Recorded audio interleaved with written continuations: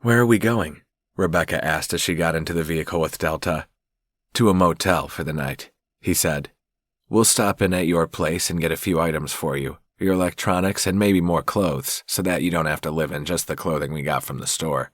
I'm sure there are things you'll want." "Yeah, there sure are," she agreed as she blew tendrils of hair off her face. "What was that conversation with the deputy? It looked pretty intense." Delta gave her a rundown, short, sweet, and succinct, but shocking enough that she could only look at him and wonder. "You managed to get yourself on the sheriff's staff?" "Not on staff, per se," he corrected, smiling at her, "but definitely as a consultant, checking in on behalf of the War Department." "Wow," she muttered. "I didn't think that kind of power came with your job." "I contacted Badger and got him to get me in." "He's got all kinds of connections," Delta shared. "The one thing everybody agrees on is that something is not very normal about this place." "I'm glad at least that much got through in the conversation," she snorted, "because I highly agree. Something is so very strange when people won't help you, especially when that's the industry they're in." "That's the industry they are supposed to be in, but I'm not really seeing that the sheriff's office is doing it to any recognizable law enforcement standard." She nodded. "I'm very happy that you showed up, though." "Does that mean you'll be going to the station now?" "I will be. Just not right now," he told her, looking out the windshield. "Are you okay with that?" "Sure.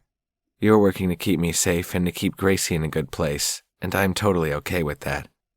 And then she stopped suddenly and asked, "Or is Gracie not part of the equation?" "You can bet that not a one of these men gives a rat's ass about Gracie," he declared. "However, I do. And yes, Gracie is a part of the equation, as far as I'm concerned. And certainly as far as Badger's concerned. Remember, I have official connections to the War Department when it comes to safeguarding retired dogs." "War dogs.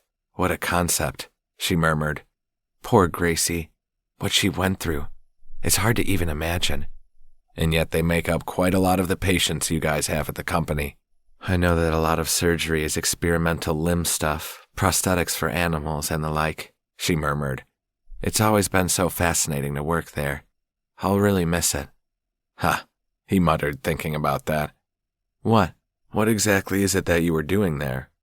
She gave him a rundown of how she was helping with the electronic modules for the prosthetics. He nodded, yet frowned.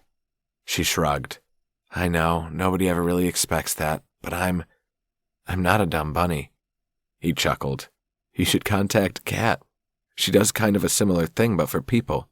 You could ask her if she needs a hand." She stared at him. "Well, it would be fascinating to do something like that," she replied cautiously. "Yet I can't imagine she would hire me with my limited skill set."